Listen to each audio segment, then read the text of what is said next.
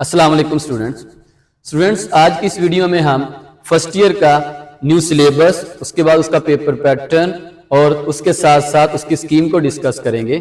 आइए इसको हम देखते हैं। सबसे पहले अगर हम इसके सिलेबस की बात करें, इसके टोटल चैप्टर्स थे 14, बट उसके बाद क्या हुआ, पैक्टा की तरफ से यानी कि हमारी पंजाब एजुकेशन की तरफ से इस सिलेबस को शॉर्ट कर दिया गया, स्मार्ट कर दिया गया आप स्टूडेंट्स के लिए। और उसके बाद इसमें से 4 चैप्टर्स को एक्सक्लूड कर दिया गया। जो 4 चैप्टर्स इसमें से माइनस किए गए हैं, जो कि आपके सिलेबस का पार्ट नहीं होंगे, उनमें चैप्टर नंबर 4 टीम मून, उसके बाद chapter number 7 what you do is what you are, उसके बाद चैप्टर नंबर 9 जो कि एक पोइम है फ्रीडम, और उसके बाद चैप्टर नंबर 12 जो कि है the impact of AI on society, human relationships and ethics. ये 4 लेसन इसमें से माइनस कर दिए गए, स्किप कर दिए गए, निकाल दिए गए। बाकी हमारे पास बचते हैं टोटल 10 चैप्टर्स। अब उन 10 चैप्टर्स में से हमारा जो पेपर सेट होगा वो होगा 100 मार्क्स का पेपर। 100 मार्क्स का पेपर होगा जिसमें 20 मार्क्स के एमसीक्यूज होंगे और बाकी 80 मार्क्स का हमारा सब्जेक्टिव पेपर होगा। इसको हम जरा देखते हैं कि किस चैप्टर में से कितने मार्क्स का पेपर सेट होगा, किस में से कितने मार्क्स के एमसीक्यूज, कितने शॉर्ट क्वेश्चंस वगैरह, ईच एंड एवरीथिंग हम इंशाल्लाह इसमें डिस्कस करेंगे। उसको डिटेल हम जरा समझने की कोशिश करेंगे। स्टूडेंट्स, इसमें सबसे पहले एक चीज आपने अपने ज़हन में रखनी होगी, English according to the new syllabus एक ही बुक है हमारे पास जिसके 10 चैप्टर्स हैं। अब उन 10 चैप्टर्स को मैं आपके सामने 3 पार्ट्स में डिवाइड करूंगा। 3 पार्ट्स में डिवाइड करने के बाद उसको हम समझेंगे कि कौन से पार्ट में से कितने मार्क्स का पेपर आपके फाइनल एग्जाम में सेट होगा। जब हम इसको पार्ट्स में डिवाइड करके समझेंगे तो डेफिनेटली आप फाइनल एग्जाम के हवाले से अपने आप को अच्छे से प्रिपेयर कर पाएंगे। इसके 3 पार्ट्स हैं। तो जो पार्ट 1 है उसके अंदर 5 लेसन आ जाती हैं। लेसन नंबर 1 खातमुन नबीयीन सल्लल्लाहु अलैहि वसल्लम वाला, उसके बाद लेसन नंबर 2 इसमें आ जाता है जो क्या रिस्पॉन्सिबिलिटी ऑफ द यूथ, उसके बाद लेसन नंबर इसमें 5 आ जाता है impact of global warming on Pakistan, उसके बाद लेसन नंबर 8 आ जाता है इसमें क्लीन वाटर, और लास्ट जो 5वां लेसन है इसमें जो कि चैप्टर नंबर 10 वो आ जाती है एक शॉर्ट स्टोरी है। ये 5 लेसन हैं जो कि पार्ट 1 के हैं। उसके बाद जो पार्ट 2 है, पार्ट 2 की अगर हम बात करें उसके अंदर 4 पोइम्स हैं।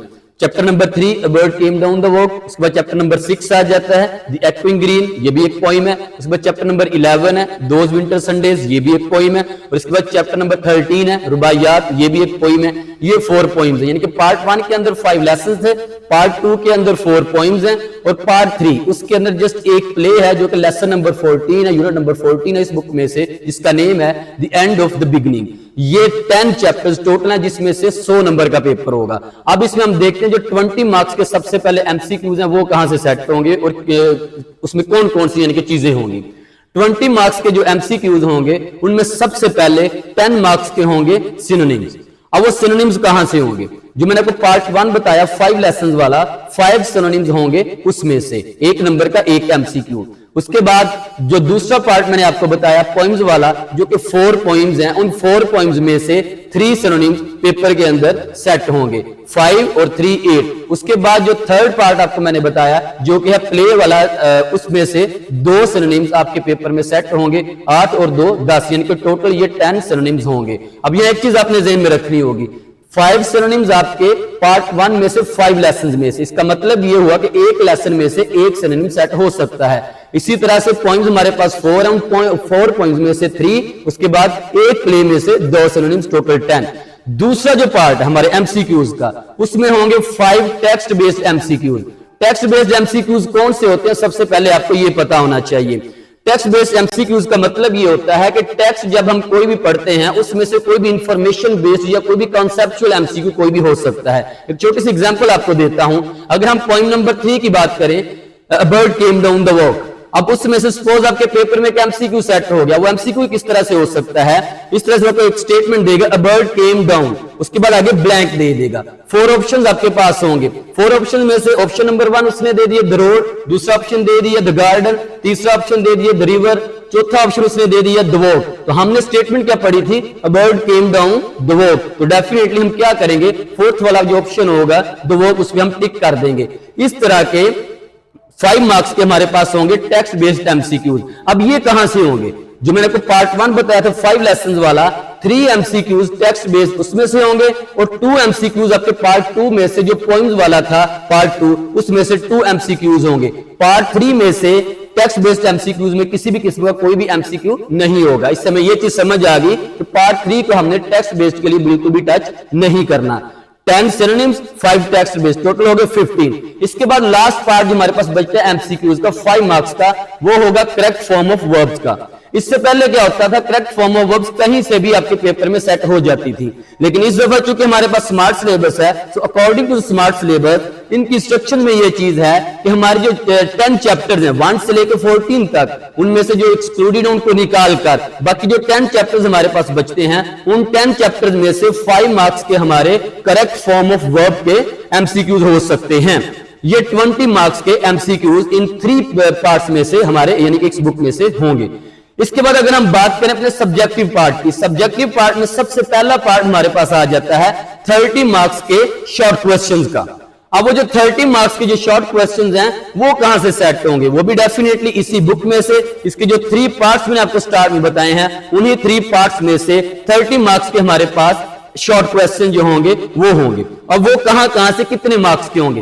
पार्ट 1 जो 5 लेसन हैं, उन 5 लेसन में से 10 शॉर्ट क्वेश्चन आपके पेपर में सेट होंगे। उन 10 शॉर्ट क्वेश्चन में से 7 आपने अटेम्प्ट करने होंगे। 7 × 2 यानी कि 2 नंबर का एक शॉर्ट क्वेश्चन होगा। 7 × 2 = 14। इसका मतलब ये हुआ कि पार्ट 1 में से आपके 14 यानी कि 14 नंबर के आपके शॉर्ट क्वेश्चन होंगे। अब यह एक चीज आपने ध्यान में रखनी है, 5 चैप्टर्स 10 शॉर्ट क्वेश्चन, इसका मतलब ये हुआ कि एग्जामिनर एक चैप्टर में से 2 एटलीस्ट क्वेश्चन लेगा।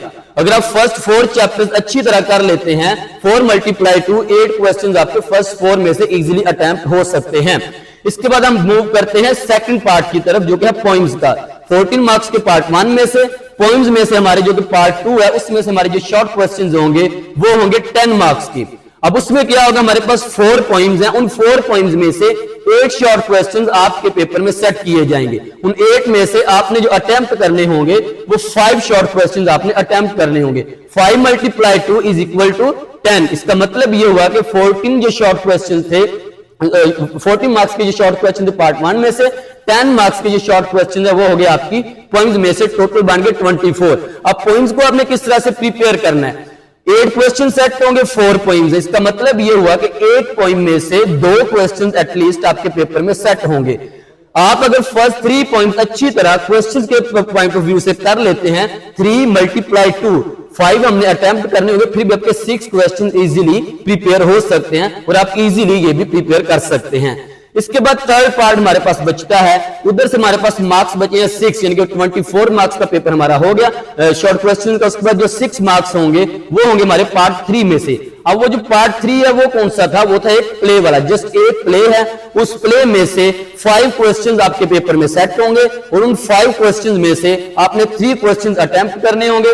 3 × 2 = 6, 24 + 6 टोटल हो गए 30। ये 30 मार्क्स के शॉर्ट क्वेश्चंस आपके बुक में से होंगे। 20 MCQs 30, ये टोटल हो गए 50।